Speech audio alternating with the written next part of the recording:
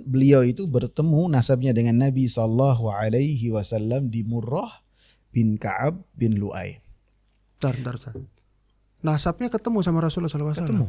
Jadi nasabnya Rasulullah SAW sama nasabnya Abu Bakar ini ke atas ketemu. Masya Allah. Semuanya ketemu. Satu-satunya pada zaman Nabi SAW yang 4 generasi semuanya menjadi sahabat Nabi SAW. 4 generasi. Kemuliaan yang Allah Subhanahu wa ta'ala berikan kepada perempuan dalam Islam.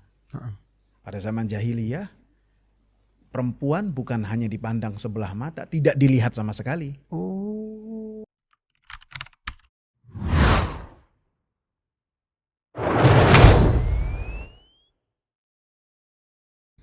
Bismillah, wassalatu wassalamu ala rasulillah. Teman-teman podcast yang memiliki waktu luang, alangkah baiknya waktu luang tersebut kita isi dengan hal yang bermanfaat. Saat ini kita ingin bahas sesuatu pembahasan yang sangat bermanfaat bersama guru kita Ustadz Jeffrey Badal Bajri yang sudah meluangkan waktu untuk melanjutkan pembahasan kita yang kemarin. Alangkah baiknya kalau kita langsung sapa Ustadz Jeffrey. Ahlan Ustadz, bakhair Ustadz. Alhamdulillah. Ini Ustadz ada waktu lagi Ustadz untuk membahas yang kemarin itu Ustadz, karena lagi menariknya tuh Ustadz. Alhamdulillah. Tentang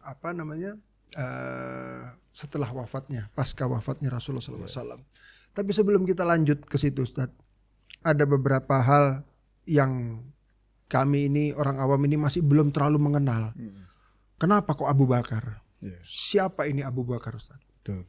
Lalu nasab-nasabnya apakah ada keutamaan dari nasab-nasab dari beliau ini? Mungkin antum bisa jelaskan Ustaz sedikit sekilas tentang siapa ini Abu Bakar Ustaz. Fadhil Ustaz. Bismillahirrahmanirrahim. Wassalamu ala Rasulillah. Tak kenal maka tak sayang. Sahih. Begitu juga yang berkaitan dengan sahabat-sahabat Nabi sallallahu alaihi wasallam. Maka apabila kita tak mengenal mereka, maka pastinya kita tidak akan mengidolai mereka. Akhirnya akan terisi hati kaum muslimin dengan cinta kepada orang-orang kafir, cinta kepada orang-orang fasik. Maka harus kita mengenalkan tentang kepribadian, tentang kehidupan, tentang apa yang dimiliki oleh para sahabat-sahabat Nabi sallallahu alaihi wasallam, sehingga kaum muslimin mengenal dan bersuri tauladan kepada manusia-manusia yang telah dipilih oleh Allah Subhanahu wa taala untuk menemani Sayyidul Mursalin. Lebih-lebih Abu Bakar ya. Abu Bakar ini bahkan para tabi'in mereka mengenalkan kepada anak-anak mereka tentang siapa itu Abu Bakar. Siapa itu Umar. Sehingga mereka anak-anak tersebut tidak terbawa arus dengan syubhat yang mengatakan selain keduanya ada yang lebih baik dari dua orang ini. Maka langsung diajarkan oleh para salafus saleh. Abu Bakar As-Siddiq radhiyallahu anhu, beliau ini memiliki nasab atau beliau ini bernama Abdullah. Jadi ini yang harus kita tahu, bahwasanya Abu Bakar ini namanya Abdullah.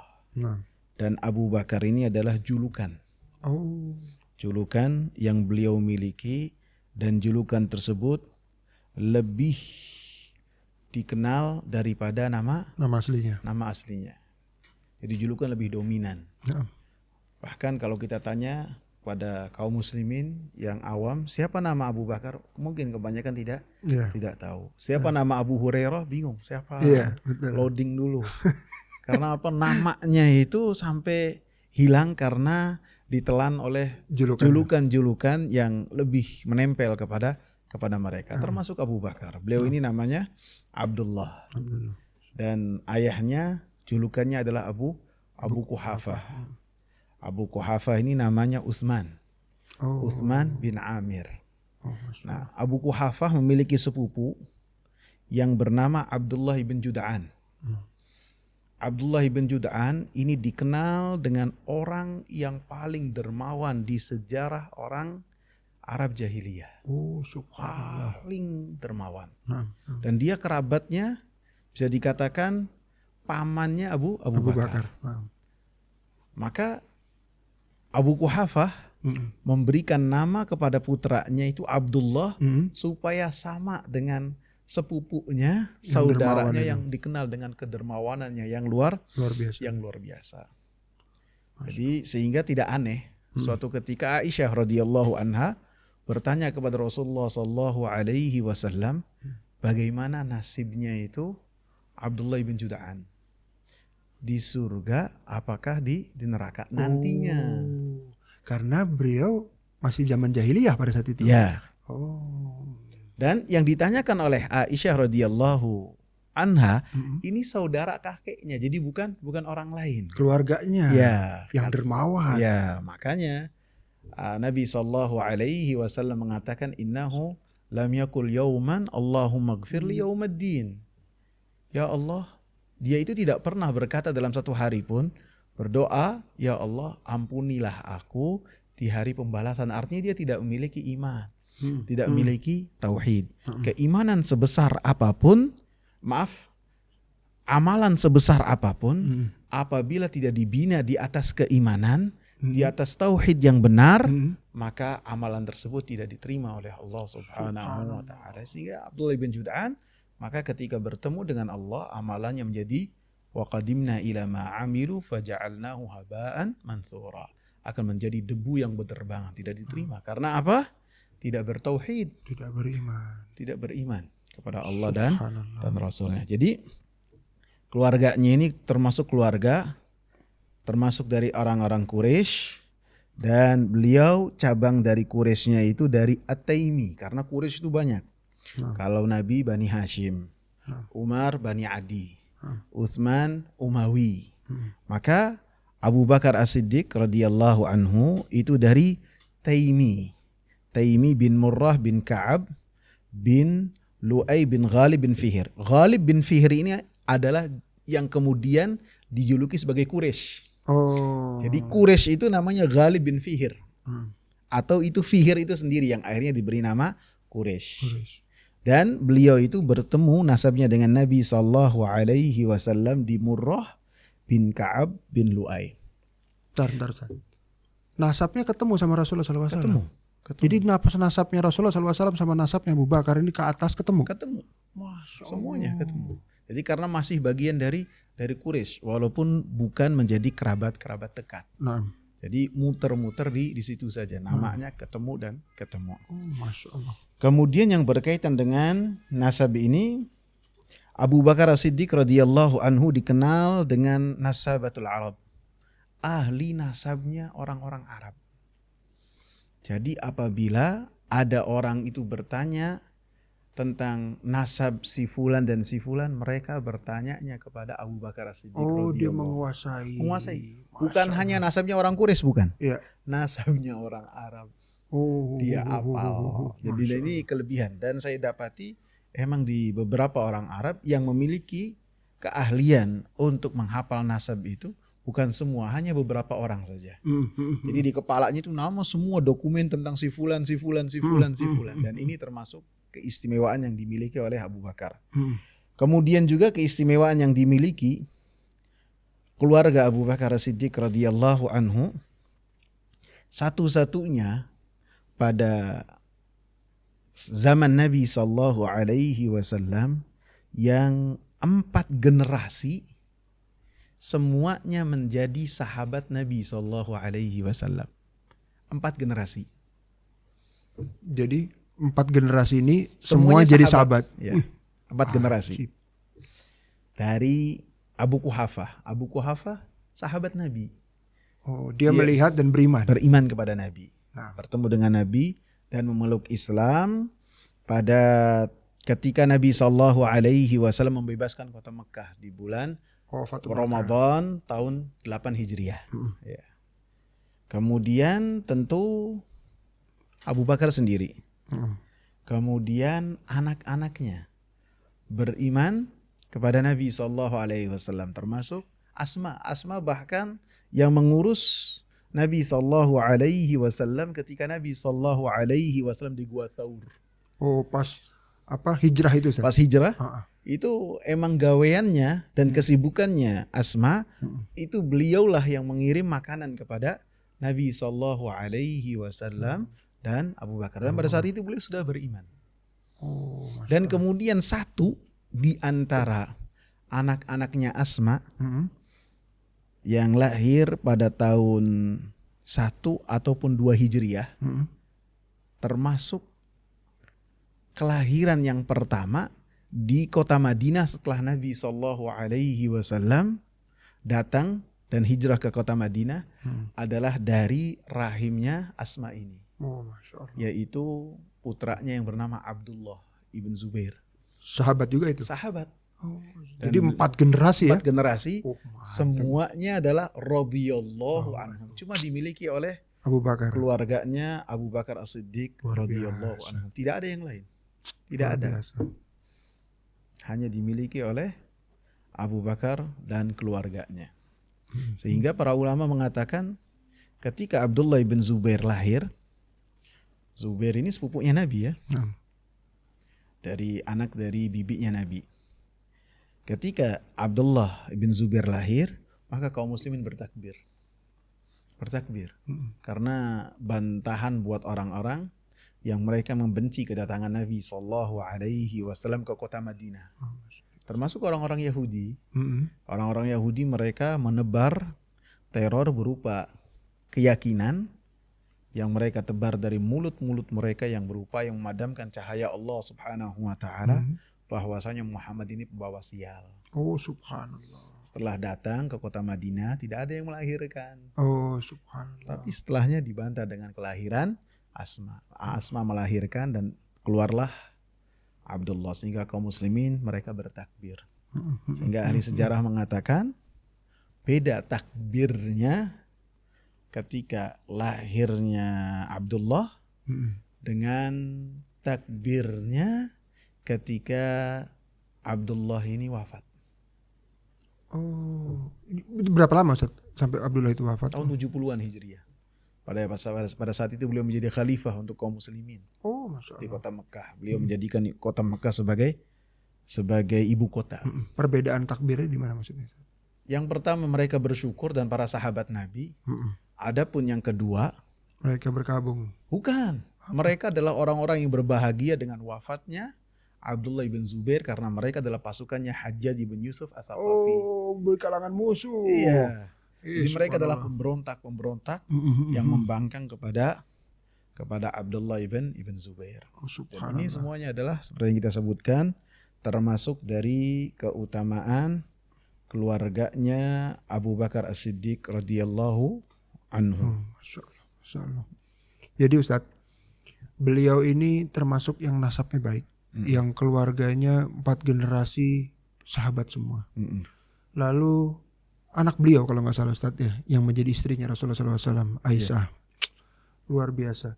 Nah, apakah ini keutamaan ini memang menjadi sebuah kan beliau ini termasuk yang pertama, laki-laki pertama yang masuk Islam. Itu ada nggak alasannya Rasulullah SAW kenapa memilih Abu Bakar untuk dakwah pertamanya kepada seorang laki-laki?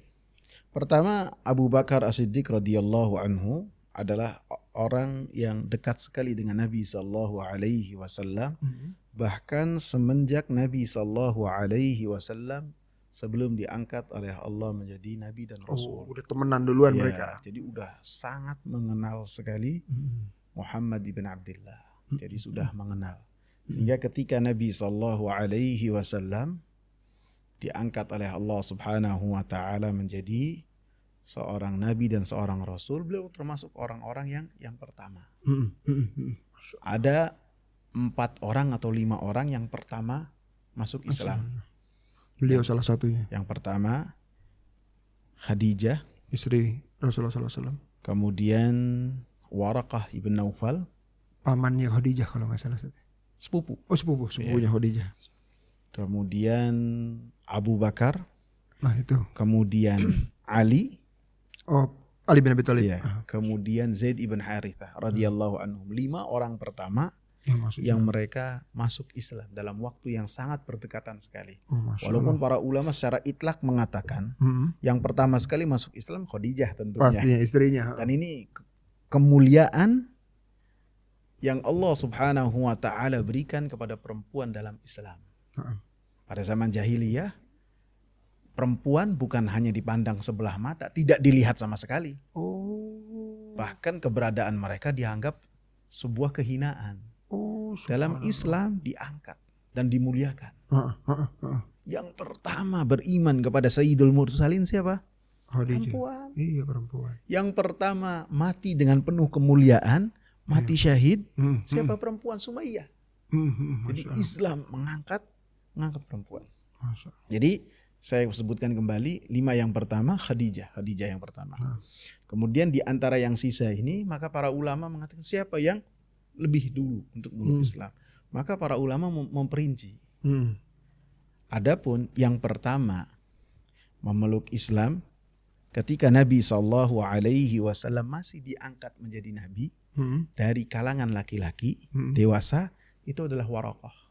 Oh, bukan Abu Bakar dulu. Waraqah ibn Nawfal. Adapun yang pertama kali Islam kepada Nabi SAW setelah Nabi diangkat menjadi seorang Rasul, itu adalah Abu Bakar.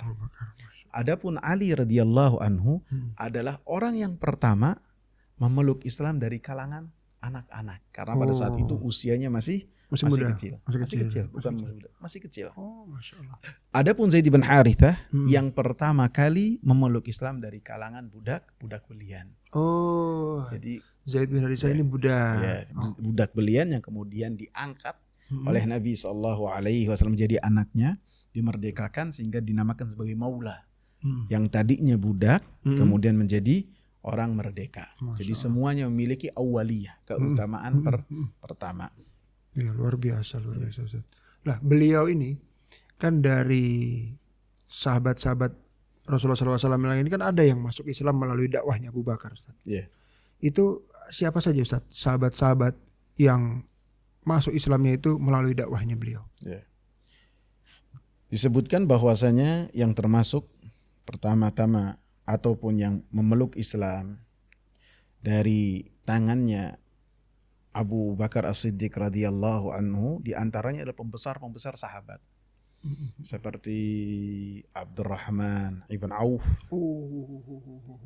Beliau pada saat itu kalau tidak salah namanya Abdul Ka'bah, kemudian datang pada Nabi dan dirubah menjadi Abdurrahman. Oh gitu. Ya. Karena Abdul Ka'bah ini adalah nama yang di dalamnya ada penghambaan kepada selain Allah, tidak boleh syirik. Syirik. Harus diganti. Kemudian Sa'ad ibn Abi Waqqas. Iya. Kemudian Uthman ibn Affan. Ini sahabat besar semua, Ustaz. Sahabat besar. Kemudian Zubair ibn al-Awwam. Kemudian Talhah ibn Ubaidillah. Semuanya termasuk 10 besar yang pertama diberi kabar melalui lisan Rasulullah sallallahu alaihi wasallam bahwasanya mereka fil jannah, di surga. Yang dijamin surga itu, Ustaz. Kenapa mereka? Bukan yang lain. Apa keutamaannya? Karena mereka ini adalah bisnismen. Oh, pedagang semua. Pedagang, bisnismen besar, pedagang besar. Dan disebutkan dalam Tahrib Ibn Hisham bahwasanya Abu Bakar itu punya majelis bersama dengan mereka. Oh gitu. Dan mereka adalah pemuda-pemuda yang memiliki modal, akan tapi tidak tahu mau berdagang apa. Maka Abu Bakar As-Siddiq radhiyallahu anhu memerdekakan, membeli Bilal dengan harga yang sangat mahal sekali. Sehingga majikannya mau tidak mau kecuali melepaskan Bilal supaya dia mendapatkan laba yang besar. Kan awaqala dzalik, apakah Muhammad berkata demikian? Maka orang-orang kafir Quraisy semangat nih. Ya benar. Muhammad berkata dengan demikian. La in kana qala dzalika laqad sadaq. Apabila Muhammad berkata dengan perkataan demikian, maka dia telah jujur. Penasaran orang-orang Quraisy. Enggak dibantah malah didukung.